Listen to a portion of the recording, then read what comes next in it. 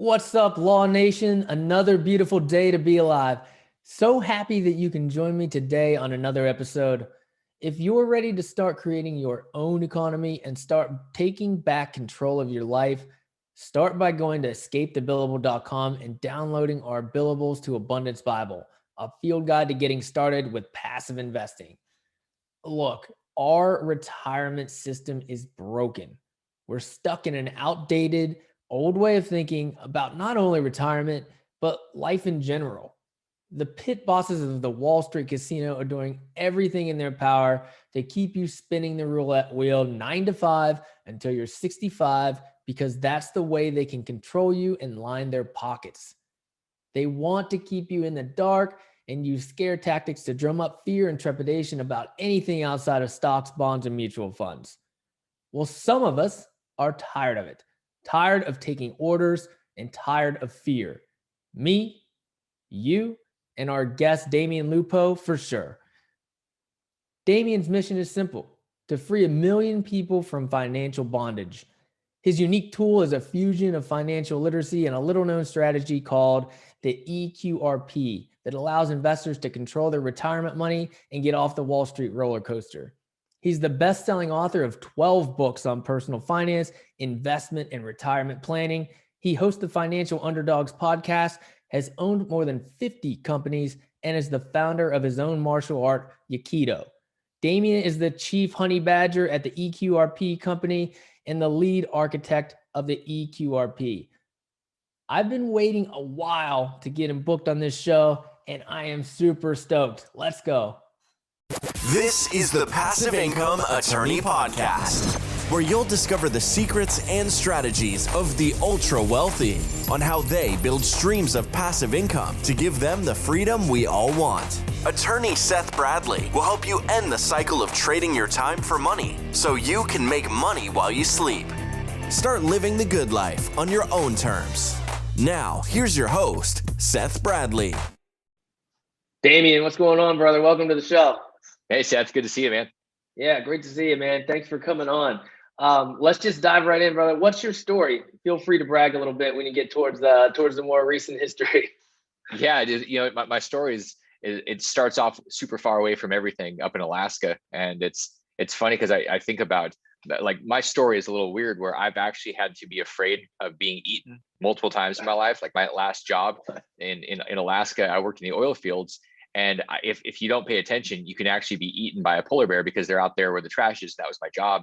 And between that job and my tours in Africa, I like where if you make a mistake and you go out there and try to pet the little the tiger or the lion cub, then mama eats you. So most people are so afraid of like being eaten by stuff. I laugh. I go, well, my life is about not getting eaten literally by things. And so all the stuff that happened after that, like I went to college a few times, got thrown out of school because I put the bookstore out of business. They didn't like that. And I just went through this process of being an entrepreneur, just trying things and going for it and not really caring what I look back. Apparently I didn't care that much what anybody thought because my parents were irritated. People were throwing me out of school. And eventually that just led to me going out and doing things, creating passive income, doing real estate stuff, because that's what made sense to me. Going to college and not getting thrown out of school didn't make sense. And so I went on that journey of it's the entrepreneur's chaotic, messy, not a straight line journey. And it led to creating a pretty large portfolio at the time in my 20s. Too much money, too many Ferraris, $20 million. And then I learned what it's like to lose a $20 million portfolio, go from 20 to -5 in 12 months. And then on the other side of that, there was this whole reinvention process of really asking different questions, which probably are better to ask up front, but you definitely ask them after you go have that kind of swing. And that's where the journey began, where I started doing what I'm doing now. And I've been doing that for the last 10 years, really breaking people's financial shackles and helping them with the means and the tools and the ideology from my experience on how they can actually be financially free with the tools that most people leave for dead. And we're talking about the retirement space. Yeah, gotcha. Totally agree with the retirement thing, and we'll jump into that. But you think running from animals and the potentially getting eaten kind of led to you not caring what other people thought because you had bigger things to deal with? Well, I think when you have a perspective around that, when you realize that most of us are afraid that we're going to be eaten, our primal brain is constantly on the lookout. And so we go, well, if I make a mistake, I'm going to be eaten. That's what our brain, not our conscious brain, but our subconscious is thinking. The reality is these mistakes that we make by going out there and getting thrown out of college or buying a property and you realize it's a money pit or getting sued or like all these things that happen, nothing eats you. You just get smarter and you get better unless you're a dum-dum and you go on a merry-go-round doing the same thing over and over again. And that's, that you have to read Larry Wingett's book, which is called Your Life is Your Own Damn Fault. If you're on a merry-go-round making the same mistake, that's your fault. Like, don't do that. Learn from the thing the first time and then go make a new mistake. Yeah, definitely, man. Definitely. And do you help people kind of get over that, train of thought before they have to maybe make all those big mistakes? I mean, I think that is the primal brain telling you like to just be afraid of anything that you're not used to and that you're comfortable with. So, do you coach people out of that? Yeah, it's something that I started doing many years ago, and it was an accidental coaching or mentoring, and it was really helping people develop I call it the MAP, Millionaire Action Plan Blueprint. And it was going through the process of reflecting back the truth of what was going on in their life. I always tell people, hey, look, you know what? You are your own guru. And I think there was a movie about that Tony Robbins did, or he says I am not your guru. And what people don't realize is we have the truth inside of us. And if somebody can reflect it back and say, okay, here's the reality, and borrow my confidence, and with these steps, people go, oh, and it's helping guide them, because most people, I run into people all the time. They have the means, they have some momentum, but they don't have the certainty because they haven't done it yet. And so if you can borrow somebody else's certainty, then you're more likely to say, oh, I have hope and belief around this thing. It's not just delusion. And I think a lot of people get stuck because they go, I might be crazy. So they don't want to look crazy. Yeah. I mean, I think that's one of the best things you can do for yourself is to find a mentor or a coach or somebody that can kind of help you do whatever it is that you're trying to do. I mean, there might be a more general sense, like a life coach that's just trying to help you kind of get through some issues that you have. But there's also like, if you want to invest in multifamily real estate, or you want to, start a small business or start a gym or whatever it might be, find somebody that's done it before and follow their blueprint, so you don't have to make as many mistakes as you would make on your own. Yeah, it's really fascinating how often we are the problem for our own situation. And I remember when I started doing real estate back in 2000, I actually did my first deal in the 90s, New Year's Eve, 1999. So I broke into the real estate deal in the 90s by like 12 hours. And it was funny. I bought this house on my credit card, and that was part of the story. I didn't have any money. A buddy came to me and said, hey, you want to do this deal with me? And I said, why are you asking me? He said, I need some money. I said, me too. I don't have any money. He goes, yeah, but you have a visa. And I said, okay. So I took the cash advance out, used that for the down payment. And so I did this. And then I bought a couple more houses from some guerrilla marketing I learned at a conference. And it was wild because I had the assets, but I wasn't responding to the phone calls. People would call me and they'd say, I'm interested. And I would just ignore them, which is a really good idea if you're trying to make money. And then I played Robert Kiyosaki's cash flow board game and did the personal financial statement on my own life. And I realized I was 30 days away from bankruptcy. This is in April of 2000. And I said, oh my gosh. So all of a sudden, because of that reality, the reflection back of what was coming, I went from 3 houses, no tenants, to 11 houses in 30 days, 11 houses full, and pretty well on my way towards actual passive income that would cover my expenses. And it was because the fear around actually being eaten, which is called bankruptcy. It's the closest thing for a lot of people to being eaten. I was like, oh, that lion is going to come chew me up. So it triggered a lot of action. Yeah. I mean, there were a couple of things there. I mean, people might consider that buying a house with a credit card a little bit risky nowadays. It's a lot risky. Yeah. How are you able to make that jump? You were just like, you didn't even care at the time. You're like, that sounds great. Let's do it. Yeah. Seth, one of the funny parts is that when you're out back then, I was 22, 22 when I did that. And one of the beautiful parts about doing anything when you're 22 is you have no experience of pain. I mean, relatively, when you're 50, you have all these decades of real adult stuff. But when you're 22, you're barely out of kidhood, childhood. Yeah. You go and you say, oh yeah, it makes sense to buy houses on credit cards. It's like people that are taking out mortgages on their houses to go buy crypto, and they don't even know how to spell crypto. Like it's like it's the level of, well, you know what? It's either going to work or you're going to blow up. So that's basically what I did. I said, let's go. And I wasn't thinking about the consequences because I was fearless. Yeah, why not too? I mean, when you're younger too, you can take some big swings that might not have a high percentage of success, and it's okay because you got time to recover anyways. Yeah, and that's, I mean, there's a really good point there too. A lot of times people will show up and they'll hear, okay, there's a possibility for me creating wealth or doing some real estate. And they go, but I'm 45, 50, 55 years old. And then they freeze up. They go, I can't take those risks because of my kids or because it's too late. And I go, that's the dumbest thing I've ever heard. What you're afraid of is you're going to lose everything. So don't bet everything on that Yeah. first thing you do. It doesn't mean you can't make mistakes. It doesn't mean you can't take action. It means you need to understand position sizing, where you actually say, okay, I'm going to go risk 5 or 10%. I'm not going to risk 50% on this thing that I really don't know anything about yet. And that's the bridge for most people when they have the experience of getting hurt or they're getting older. You really just have to understand how much you're putting on the table at a time, and then you can take action and not worry about dying.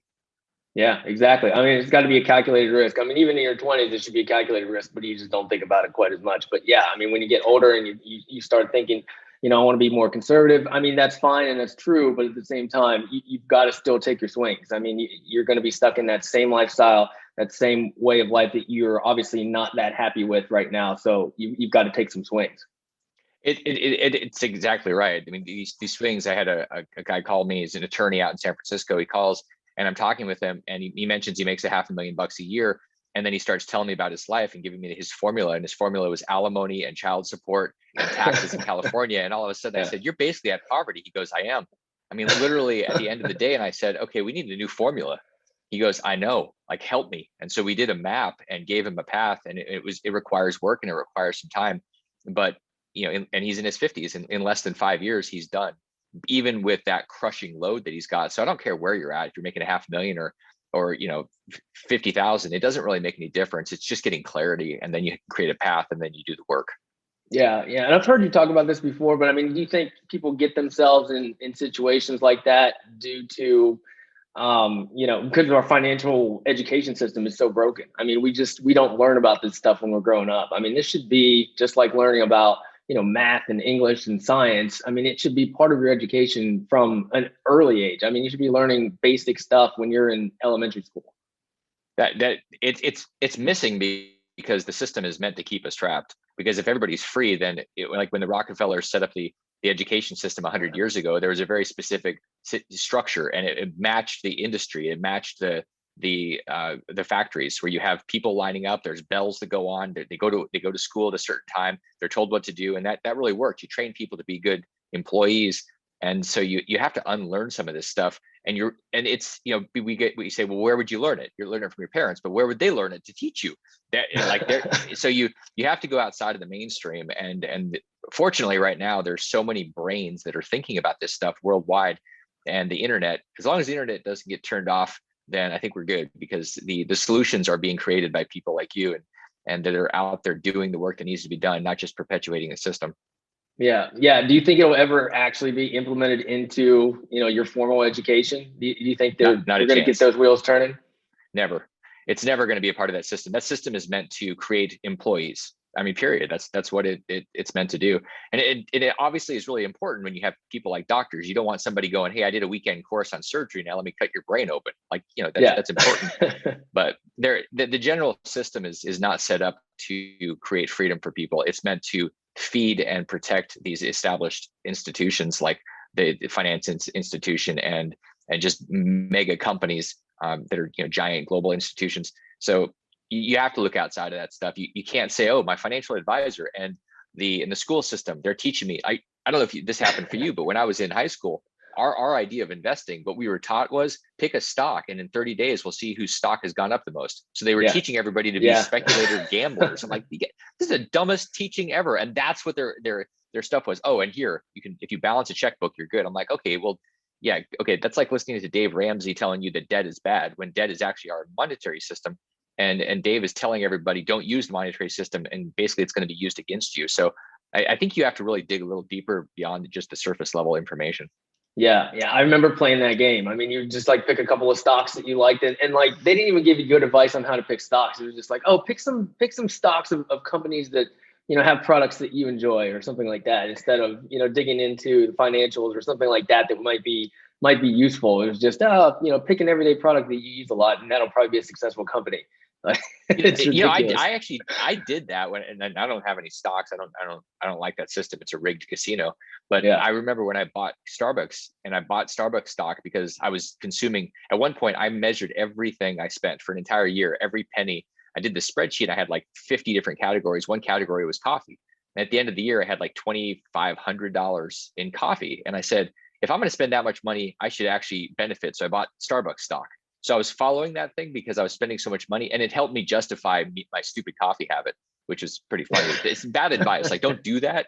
But it's, it's kind of along the lines of what you're talking about. Buy the thing that you like. And sometimes that's an interesting idea, and mostly it's stupid. Yeah, definitely. You mentioned the casino is. I mean, I say the same thing, man. I call it the Wall Street casino, and the pit bosses that run it. What's your just general thoughts about that, man? It's definitely a casino, but it's a casino behind bars. Like when we look at 401ks, we call it the stuff that we do is breaking people out of the 401k jail, because really your money is trapped. And for like my friends that will say we hate 401ks, and I'm like, yeah, traditional 401ks are a freaking disaster. And why do people think they're so good? Because you get free money. Trust me, there's no free money. And even if you had free money, it's still trapped behind these bars. And so you've got the pit bosses spinning, and you're like, hey, this is good. Well, you're just speculating, and there's no freedom in speculating. You know why? Because you don't learn anything. And if you wake up one day at 50 and you say, I've got $2 million, you're still going to be afraid. Why? Because you've not done anything. You don't have any scar tissue around the learning. And so I see it as a jail where you're just basically learning how to be a speculator with no financial literacy. And there's a completely different world out there where you actually grow and you're in control. And that scares the living crap out of most people. Yeah. And let's just jump into that. That's a good preface. I mean, what are some of the other shortcomings of the 401k? I mean, give me your thoughts on that. Well, it's interesting because the 401ks and the IRAs were all established back in the 70s, and it was set up so you had all these options. But then Wall Street got a hold of it and said, all right, well, let's give people option A, B, C, or D, which are all mutual funds. They're paper assets. And so people said, oh, well, I mean, I guess I get a matching dollar, or if I put money away, it's important and smart because somebody somewhere, I think it was Kiplinger or Wall Street Journal, they told me this is a good idea. So the shortcomings are you have no control. You basically, you don't have control, and you do not have a diversified portfolio if you've got 60% growth and 40% bonds or whatever. That's not diversified. That's all paper junk, and it's crap. Yeah. And it's a speculative bomb that's waiting to go off. So the downside is no control. The other downside is you really don't have control of the timing. So it's choosing your assets, and it's also the timing when you can do things. The alternative, which is amazing, and most people are like, wait, I've never heard of this. I'm like, yeah, why would Wall Street tell you about the alternative? Because why do they keep you in that thing? Because of fees. Yeah. And ultimately the alternative is the self-directed space, which is where I spend all my time. And it specifically, there's a lot of different options out there, and people get confused. And there's self-directed IRAs, there's self-directed 401ks. Ultimately, the ultimate is the eQRP. It's what we created to give people control, whether they're by themselves, whether they have 50 employees. It gives you control to be able to pick buying things like real estate, multifamily, buying crypto, buying gold, and doing what you want. And so people get excited or scared to death. They're like, yeah, but what do I know about anything? Well, you better learn. And that's why you're here, you're listening to us right now, listening and learning. And so you ultimately, if you can choose to have control, or you can choose to be a sheep and go off a cliff, I guess that's a buffalo, but you're gonna choose one way or the other, control or no control. We all have that choice, and that's what the eQRP is all about, giving you control of your assets.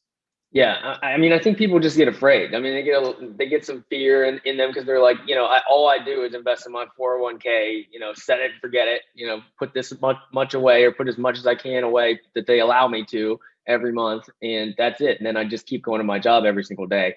Like, how do you get them over that mindset hump to be like, okay, to overcome that fear and just say, all right, I'm going to take more control. I'm going to put my money, I'm going to roll it over into one of these retirement accounts that I can at least have some control over. But what do I do now? And when they ask you that, I mean, what is it? You just tell them, like, get educated, like figure it out, or where do they go from there? Yeah, part of this, and it's an unfortunate part of the self-directed space. A lot of it is we're not really going to tell you what to do or how to do it. We're just going to give you access, and we do something different. We actually give people a lot of resources and tools for both using the money that they have control of, but also educating. And so, sharing with people the best of, here are the podcasts, here are the trainings, here are the books, playing cash flow, the board game. Like we dig into that to really empower people with the skills and the arms, if you will, to be able to go out there and go to war, because it is a war. And if you don't think it's a war, you're mistaken. This is a war. It's you. It's like you and your money versus the system. And you have to be willing to stand up and take control of it and say, okay, I'm up in arms about this. And so we do give people a lot of that coaching and those resources so that they're not just sitting there going, I got a pile of money and no idea. Because there's nothing scarier than watching somebody that's clueless. But ultimately, we don't do it for you. Like, and that's the thing that people have to really say, I'm willing and able and ready to take control and do the work. I know work is like a 4-letter word anymore. Oh, work? No, I'm entitled to a $1,400 check and freebies and everything else. Well, yeah, this is work, and freedom is on the other side of it. Yeah, I love it, man. I love it. You can give people a game plan on what to do at that point. So we've had a lot of guests, or a couple of guests that were awesome guests that talked about the self-directed IRA and the solo 401k. Let's break those walls down. What makes, the eQRP better than each of those? So yeah, specifically, all these we're talking about self-directed, which means you have some level of control on your stuff. And I even started with the self-directed IRA before I knew better. And it's a $10 trillion industry. So there's a lot of marketing and there's a lot of people talking about it. And quite frankly, a lot of people have them. And I still even have one because I'm stuck with it. It's an inherited Roth IRA. So in that case, there's nothing I can do. But the differences are, like when you're talking about real estate specifically, a lot of people want to be in real estate because most millionaires either make their money or keep their money in real estate. So it's a smart place to be looking at. And with IRAs, there's something called a UBIT tax, which kills people and they don't even realize it's coming. So if you go buy an apartment or a house and a syndication where there's debt, which we like debt in real estate, it juices our returns.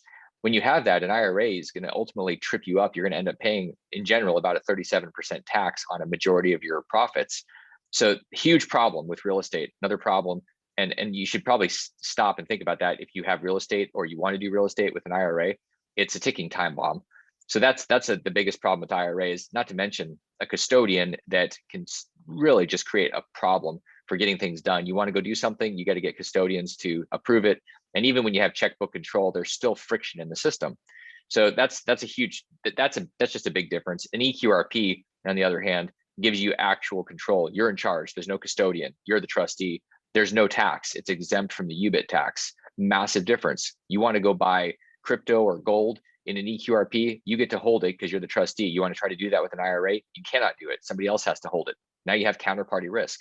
And then with the old idea of the solo 401ks, that was kind of the first step for a lot of people getting rid of some UBIT tax and having some control. The problem is the rules changed in the last 18 months. And now you can never even have a part-time employee with a solo 401k. That's a huge problem. I mean, we're talking somebody that works for you 10 hours a week. And if you say, well, I don't have any employees, they're just contractors. The IRS is now looking at people and scrutinizing if you have part-time people that are actual employees, but you call them contractors. Mm-hmm. So the bottom line is the solo 401ks can be helpful, but you can never have help. And if you think you're going to grow and you're going to be financially free and you're going to do it all on your own, in all likelihood, you're mistaken. So ultimately where people end up is they go to the end, which is the eQRP. That's where you're going to end up. And instead of having an IRA and then a solo 401k and then get an eQRP, you just start with a place where you can have 50 employees inside of this, part-time, full-time, and you don't have any of these taxes. You have the ability to control everything. So when you look across the board, there's massive control differences. You're going to end up getting to a place easier with a team. Like anybody that's wealthy has a team. Like that's just how it is. And then in America, we've got this great experience called lawsuits and litigation. And solo 401ks and IRAs don't have the same level of protections because they're not protected by ERISA, which is what created the 401ks and IRAs. They're not protected the same way as an eQRP. It actually has ironclad protections where your assets they're bulletproof. So if you think about just what you want the best. You don't want to have something that's half-ass. And ultimately the IRAs and the solo 401ks, typically it's a half-ass product. And so half-ass is interesting, but most people want to have, the full deal. Yeah. Okay, cool, man. Well, let's rewind that a little bit. So just maybe explain from the most basic level, like what, I have a pretty good understanding of, the IRA and the 401k, but, what structurally is a QRP? So there's the term QRP, it's qualified retirement plans. There's a specific type of retirement account, like the eQRP that we build is a type of 401k. It has other layers inside of it with entities. that make it unique. The IRAs are a type of tax shelter. It's 401ks are also a type of qualified plan. 457s, all these things are, if you think about all these retirement accounts, they're just tax shelters. The shelters that are available under Section 401 and 408. Congress and the IRS just said, okay, well, mostly Congress, we want people to have money so that they're not relying on us. And so we're going to give them an incentive, everybody, to have deferred money. Ultimately, the place that if you take one thing away, do as much as you can to have control of your money in a Roth eQRP. Why? Because you're taking yourself out of the crosshairs of Joe Biden and everybody else that wants to tax you to death. And you have the ability to do that with things that you control. You're at the base level, you're just not going to have the same control in an IRA or even a solo 401k that you have with an eQRP, and it won't be protected. So it comes down to control and protection and the ability to grow. And that's the big differences between these different products. Gotcha. Is there any scenario where someone wouldn't go with the eQRP over one of these other products? Yeah, I mean, if you have a Roth IRA, or you have an inherited IRA, you're always going to have a Roth IRA or an inherited IRA, and so you are going to stay there. And that's typically the only times, because if any other situation, you're restricting and limiting yourselves. And if you compare things side by side, what people will find out is that typically we get tricked into thinking it's kind of like Facebook, it's free, and then you go, wait a second. Wait, how are they making money? Because you're the product. And it's the same thing with IRAs. If they say, oh, it's free, or it's $50 to set up, and then they feed the living crap out of you for the next forever until you're dead. It's like Wall Street. Whereas with an eQRP, it's very transparent. It costs more to set up, and then you have a flat $500 a year to run this versus thousands and thousands with IRAs. And that's typically what we see, because that's the model. IRAs are set up to basically bleed you to death slowly. Gotcha. Yeah, that was my next question was, how do the costs, the startup costs and the fees really compare to some of these other products as well? What we see is that when you look at traditional 401ks, most people don't even realize this. The fees in there are from 1% to 4% per year. And as your accounts grow, you realize you're talking thousands, potentially tens of thousands of dollars a year as it grows. And then when you have self-directed IRAs, the IRA custodians, the goal is to have $3,000, $4,000, $5,000 a year in fees. That's the business model. Whereas with an eQRP, it's $500 flat. Whether you have 100,000 or 100 million, it's still $500. So you spend more when you set it up, and then you've got this $500 flat cost to keep it going, and that covers everything. And so it's a very different model. What we see is most people are going to spend 4 to 5 times more over a 10-year period, 4 to 5 times more between an IRA and an eQRP. So you just have to have a little bit. I think a lot of people are impatient. They go, "Oh, look, it's free." It's not free. These are all businesses. You have to understand that there's different models, and one is meant to support you and one's meant to feed on you. Yeah. So, but the startup cost may be a little bit more. It's just you kind of you have that pop at the beginning, and then after that, it's a flat fee, low flat fee compared to the other products where you're going to pay a higher flat fee, or even as you grow your wealth, even more and more and more. Yeah, and most other systems that you see out there it's a percentage of assets. So the idea is, hey, we'll get you set up with a self-directed IRA for $50, or like you can get a free solo 401k at Schwab, literally free. And guess what? They're taking a chunk of your assets. It's assets under management. And I'm all in favor of fees if people are doing work, like if there's a fair exchange. But the reality is, in these systems, they say, okay, well, you have an IRA, and we're going to charge you a 0.5 point or 1% or 2% of your assets. And so why are they earning that? How are they earning that? What are they actually doing? It's just their model, and people get sucked into it because it looks like it's free. It's not free. You just get eaten over a period of time. You're still eaten at the end of the day. Yeah, I mean, when you frame it like that, it almost starts to sound like you're back on the roller coaster again, right? You're on the casino, like the mutual fund managers and things like that. It almost sounds exactly the same. It's the same roller coaster. It's the same model. IRA institutions typically, I mean, that model came from Wall Street. It's a $10 trillion industry. So if there's any $10 trillion industry, it's run by Goldman Sachs guys. I mean, that's how it is. And it's very profitable. And people have $1 billion under management with an IRA company. They go great. And they've got their 1% or 2%. You just think about that, $10-20 million in fees automatically, no matter what, for doing nothing except for holding open a ledger and saying, okay, you're in compliance. It's kind of nonsensical. So you have to look big picture. It's kind of like looking at your life. You can't just look at it in this moment and that's it, because there's probably going to be 10, 20, 30, 40, 50 years still. And when you look over a period of time, even 10 years, it becomes really obvious what you should do. Yeah. Yeah. Man, yeah, you framed that very well, man. I gotta think about that myself. So let's talk about, getting someone to even get to the point where they're going to roll those assets over from, their traditional account to something more self-directed is usually pretty difficult. I mean, trying to get them to understand it, that, that they need to take control of their lives and start creating multiple streams of income through real estate or whatever it might be. What's some advice you give to them to try to get them over that hump? Well, what's funny is I just heard Warren Buffett and Charlie Munger doing their annual shareholder meeting recently, and they were just, Charlie Munger basically said he was cracking on cryptocurrency, and I was laughing. He said it's all for extortionists and kidnappers, and I was like, well, you're 97 years old, you don't get that. But what those guys do get is, and this is something that Warren Buffett said. He said, you're never going to be free until you have something that's making you money while you sleep. If you don't have that, you'll never be free. And in the Wall Street system and in traditional 401ks, if you think that a number is going to make you free, like people are told, if I have $2 or $3 million, then I just pull out 4%, and then I can do that every year and everything's good. It's a lie. And so how do you get over the hump? You realize that particular system you're in is never going to make you free. You're never going to be free to retire. You're never going to own your time. You've got to be willing to look at things that are passive income streams, especially things like real estate. And if you say, well, I have an annuity, annuities are crap. I mean, look at interest rates. What are you're going to live off of 1 or 2 or 3%?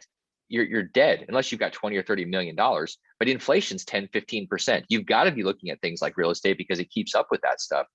So this is you really, everybody has to be thinking, how do I create something that's passive and it's not speculative? And that's the shift. If you think about that, then you say, okay, well, I need to do it. How do I do it? And this is the tool. But it's first the stuff that you're talking about in teaching, and it's so important, because the Wall Street system is never going to set most people free. It's going to set the people free that are selling you the crap on Wall Street. But that ultimately that doesn't benefit you. It just abuses you. Yeah. A lot of times it just comes down to exposure. I mean, a lot of my listeners are attorneys. They've got a big law firm practice, and they just don't even have time to educate themselves or to listen to podcasts or do some of these things that we're exposed to all the time. And so that's what it comes down to, is just being able to reach folks and kind of start changing that mindset so they can carve out some time to educate themselves and realize, hey, maybe I need to change how I'm trying to build my wealth, because what I'm doing is not going to work. And unfortunately, like that guy I was talking about earlier, the attorney in San Francisco, people that are by themselves, right? They're practitioners of law, or they have a firm, or they're inside of a firm. Like, you really do have to go beyond just the work and ask yourself, what's going to work for me? Because you can be a great attorney and make a lot of money working, but you also have to make sure that you have assets working for you. And we've got law firms and medical practices where they've switched their 401ks so that the people have control. So like I mentioned, you have 50 people, you have 50 attorneys and teams there. Everybody can have that option. It doesn't take anything away. That's one of the confusing parts. You still have options for all the mutual funds if you love those. Why? I have no idea, but you do have options. It's just that you have the ability. Then everybody does. All the employees, all the attorneys, they have the ability to say, I actually want something else. I want to invest in this apartment syndication, this deal. I want to do something other than just rolling the dice and hoping, and smoking a bunch of hopium in the stock market. Not a good plan. But that's what most people do. And so this is an alternative to that. They do. And they're really high on it right now too, because everything's just like on the up, and it's just ready to pop at some point, man. Yeah. And people say there's a cognitive bias towards normalcy and recency. So we tend to say, oh, look, it's going up, so it'll keep going up. And unfortunately, at some point that doesn't work. It'll keep working, I think, potentially for a while, because of the amount of money that's being printed, or I say currency. Right. It's not really money anymore because it's not scarce. So that could happen, and people could say, oh, look, I should be in here, because if I wasn't, I'd lose the 10, 20, 30, 40% returns. But we're talking about a rocket that's going up, and it's running out of fuel, because the fuel is the confidence in the dollar that's being printed to push into that system. Eventually, that's going to blow up. Yeah, definitely. All right, man. Before we jump into Freedom 4, one last golden nugget for our listeners. I mean, the golden nugget is conventional wisdom is going to keep you enslaved and in shackles. And so like you really have to think about that. If you're just going along mainstream with whatever you're doing, it's never gonna set you free. And the golden nugget is that you're gonna wake up one day and you're gonna look, and I can tell you, hell on earth is realizing or meeting the man or woman that you could have been. And when you wake up one day and realize that you just did conventional wisdom, you're going to be on your last moments and go, damn it. The alternative to that is to say, I'm going to own my life. And your last moment, you're going to say, that was spectacular. Totally different outcome. And it's important to choose and then live accordingly. Yeah, that's powerful, man. That you're not going to look back, on your deathbed and say, I should have spent more time, billing hours or being at the office or doing this or doing that with work. You're going to look back and say, what did I do? What did I accomplish? Who did I meet? What relationships did I forge? And that's the things that are going to be important at the end. That's a fact. And really it's about taking a breath and sitting still. I think the stillness is the missing piece anymore. It's like, I don't know about you, Seth, but I feel like things are speeding up, probably because they are, but I mean, I feel it. And feels fast because it is fast. Right. And everything's exponentially changing. And so we have to be willing to take a pause, to put down the devices, and that off button is, people say, well, what's your tech hack? I go, the off button. And why? Because it gives you space to actually think and to process and to be and to dream and to plan. If you always have the on button, somebody is chasing you with a ding or a twit or twat or whatever, trying to get you to pay attention to their thing. So you're kind of screwed if you don't turn the thing off at some point for a minute. Yeah, you got to do it sometimes. All right, let's jump into the Freedom 4. It's time for the Freedom 4. What's the best thing you do to keep your mind and body healthy? Staying connected to nature, being outside in some form or another, and not being in this artificial man-made contrived box that we call offices and houses. That's just, no matter where you are, I think it's a powerful way to ground down and to connect with what's real. And it's also just authentic as hell. Love it. What's one life hack you use to be your most productive self? This is going to be super complex. It's called sleep. and it's fascinating that most of the population is not sleeping well. They're not sleeping right, whether it's alcohol that's screwing up your sleep, trying to get up too early in the morning and your hormones are all off because you're not processing correctly. Truly allowing yourself to sleep the appropriate amount in a consciously created environment is one of the most powerful things that almost nobody does. It's too hot, the wrong temperature, alarms are going off, you've got noise. Sleep can change everything, because it does. Yeah, I agree. I was one of those people that when I first started getting really into the entrepreneurship game, and I was like, okay, I'm going to get up at 4 a.m. and do all this stuff. Now I'm just like, I try to get up early, but if I don't get my 7 hours, I set my clock based on 7 hours of sleep. So if I go to bed late, then I set it 7 hours from there and get up at that point in time. So you've got to get that sleep. It's so important. Yeah. And one of the hacks I have is, and people may say this is crazy that I can't do that, but I don't do alarms anymore. I want my body to sleep as much as it needs, because you can say like 7 hours may be the perfect amount. And if your body is done, that's great. But if you need 7.5 or 8 and you're disrupting yourself, how productive are we really going to be? I'm up early, I'm going to the office, I'm doing my thing, but then you're half baked before you even start. So you really have to ask yourself, is an hour less of sleep going to give me an hour more of production, or is it just going to make the next 10 hours of work really crappy? Yeah, I like that, man. I got to get on your level. We're going to start trying that. What's one actionable step our listeners can do right now to start creating more freedom? I would say, if you're going to do anything that's going to disrupt your way of thinking, play cash flow.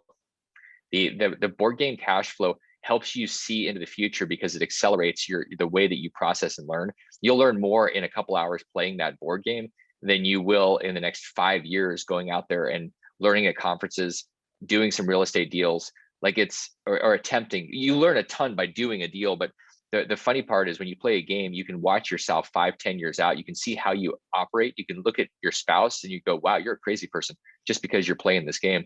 And so I would encourage everybody to play that game.